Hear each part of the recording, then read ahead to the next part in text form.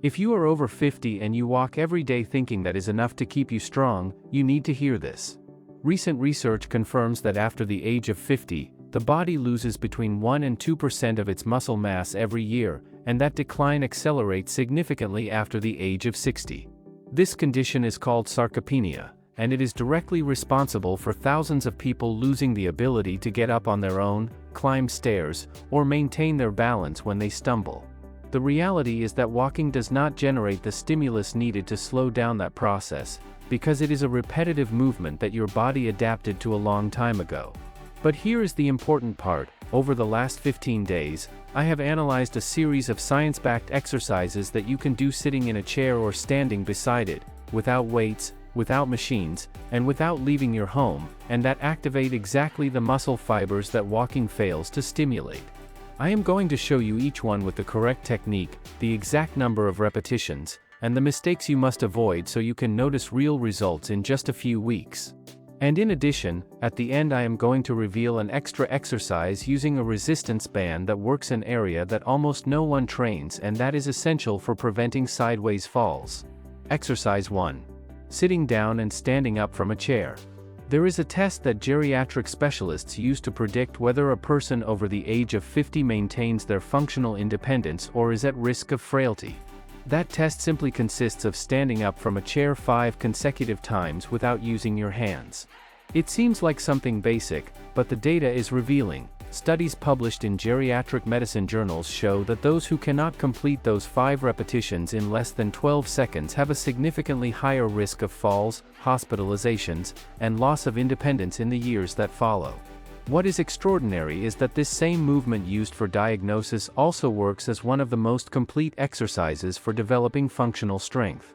When you stand up from a chair without pushing off with your arms, you simultaneously activate your quadriceps, your glutes, all of your abdominal muscles, and the deep stabilizing muscles of the hips. It is a movement pattern that your body needs to master because you repeat it dozens of times every day without realizing it, and every time you perform it with weakness or poor technique, your joints absorb an effort that should be carried by your muscles. To turn this everyday movement into a truly effective exercise, technique makes all the difference. Sit on the edge of a firm, stable chair, never on a soft couch or a surface with wheels. Place your feet hip-width apart and cross both arms over your chest to eliminate any temptation to push yourself up. Now lean your torso slightly forward, as if you wanted to bring your chest closer to your knees, and from that position push firmly through your heels until you are completely standing. The upward movement should be controlled, without rocking or sudden jerking motions. But the most valuable phase of the exercise is the descent. Lower yourself slowly over 3 to 5 seconds, feeling your quadriceps and glutes control your weight against gravity. That eccentric contraction, where the muscle works while lengthening, is the one that produces the greatest strength gains according to current scientific evidence. If at first you feel that you cannot control the descent, place a cushion on the seat to reduce the range of motion and gradually remove it as you gain confidence.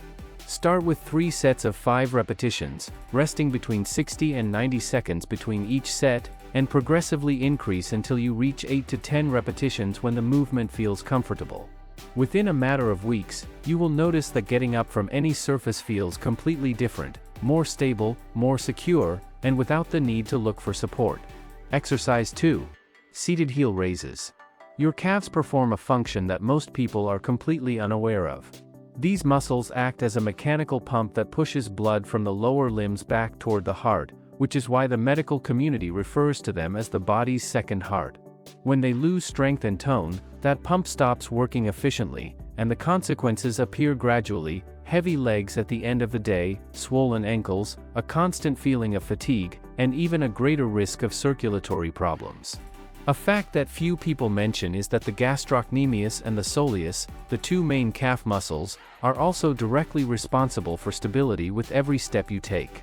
Every time you place your foot on the ground while walking, these muscle structures activate to control weight distribution and prevent the ankle from giving way sideways. If they are weakened, your gait becomes unstable, your steps become shorter, and the risk of tripping increases considerably.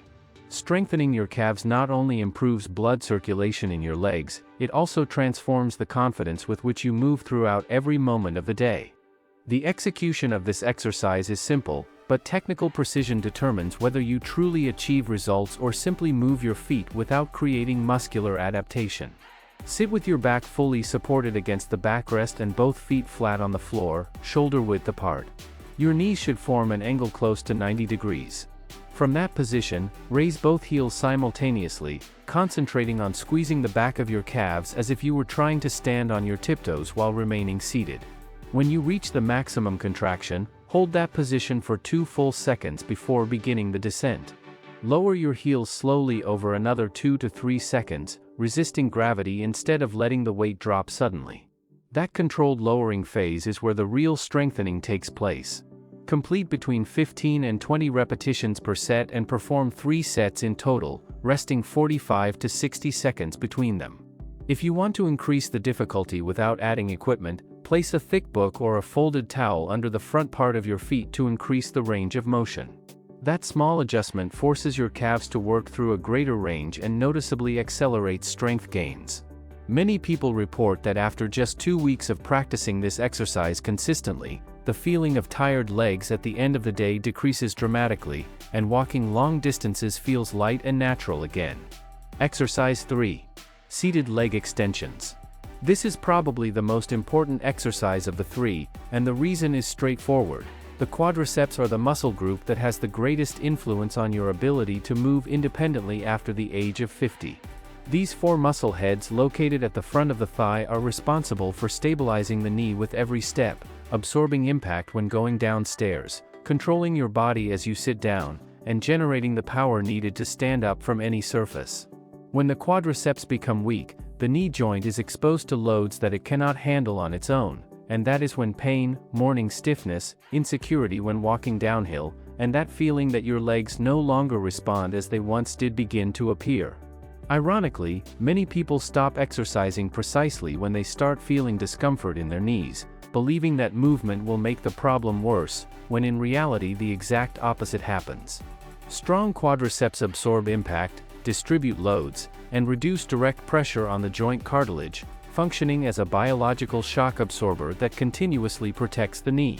To perform seated leg extensions using the technique that maximizes results and minimizes any risk to your joints, sit leaning slightly backward, resting your hands on the edges of the chair to keep your torso stable.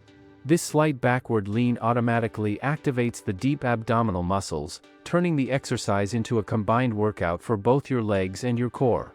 With one foot firmly planted on the floor, slowly and deliberately extend the other leg until your knee is completely straight. Once you reach full extension, contract your quadriceps as firmly as possible for 3 to 5 seconds, as if you were trying to push your heel toward the opposite wall. That sustained contraction at the highest point is essential because it activates the muscle fibers of the vastus medialis, which is the portion of the quadriceps most critical for the internal stability of the knee. Then lower your leg in a controlled manner over at least 3 seconds and repeat with the opposite leg. Perform between 10 and 12 repetitions on each side, completing 3 sets with 60-second rest periods. One common mistake you must avoid is letting your leg drop quickly after the extension, because that sudden movement creates unnecessary stress on the joint. Every inch of the movement should remain under your complete control.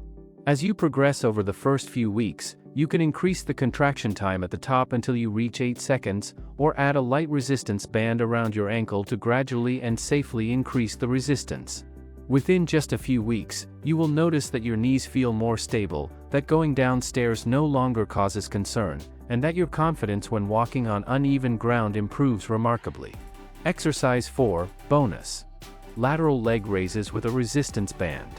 Now I want to show you an additional exercise that very few channels teach and that addresses a silent weakness responsible for an alarming percentage of fractures in people over the age of 50, the lack of strength in the muscles on the sides of the hips. Every time you take a step, change direction, or simply stand on one leg while getting dressed, the hip abductors, especially the gluteus medius, are responsible for preventing your pelvis from collapsing toward the opposite side. When these muscles lose strength and tone, the body compensates by leaning, shortening its stride, and creating an unstable walking pattern that greatly increases the risk of sideways trips and falls, precisely the type of fall that most frequently causes hip fractures. Clinical data show that gluteus medius weakness is present in more than 70% of older adults who experience recurrent falls, and yet this muscle is almost never trained directly. Walking activates it only minimally because the movement occurs in a single plane, always forward, without requiring true lateral stabilization. This is where the resistance band becomes an extraordinary tool. It adds progressive resistance that forces the gluteus medius to contract with enough intensity to produce real adaptations, without the need for heavy weights or complex movements that could compromise the joints. To perform this exercise safely and effectively, you will need a light or medium resistance band, which you can buy at any sporting goods store for very little money. Place the band around both ankles and stand next to a chair or a wall, resting one hand on it to maintain your balance. With your supporting leg slightly bent to activate all the stabilizing muscles, slowly and carefully lift the opposite leg out to the side, keeping your foot pointing forward at all times and avoiding rotating your hip outward. The range of motion does not need to be large. What truly matters is that you feel the contraction concentrated in the side of your glute, just above the hip. Raise your leg only as high as you can while maintaining control without leaning your torso toward the opposite side. Hold the position for 2 seconds at the highest point, and slowly lower it over 3 seconds, resisting the tension of the band instead of letting your leg fall through inertia. Complete between 12 and 15 repetitions with one leg before switching to the other, and perform 3 sets on each side with rest periods of 45 to 60 seconds. One technical detail that makes all the difference: keep your pelvis completely level throughout the entire movement, as if you had a glass of water resting on each hip bone and could not spill a single drop. That alignment ensures that the work is placed exclusively on the gluteus medius and not on your lower back or your hip flexors. As you gain strength over the following weeks, you can progress to a band with greater resistance or add a 5-second pause at the top of each repetition. You will notice that your balance while walking on uneven surfaces, turning in tight spaces, and getting on or off public transportation is completely transformed, because you will finally be training the plane of movement that your body needs the most and that walking alone could never provide. I want to make something absolutely clear: the goal is not for you to stop walking. Walking remains extraordinary for your heart, for regulating blood pressure, for improving your mood, and for maintaining an active metabolism. What we have worked on today complements all of that in a way that walking alone could never achieve.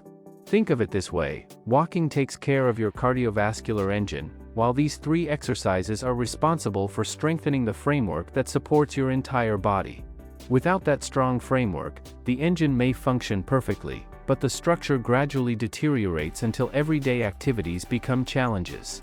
The ideal combination is to continue your regular walks of 20 to 40 minutes a day as your aerobic foundation and add these strengthening exercises 3 or 4 times a week on alternating days. You do not need to perform them on the same day that you walk, although if you prefer to combine them, it is most recommended to do the strength exercises first and then go for your walk.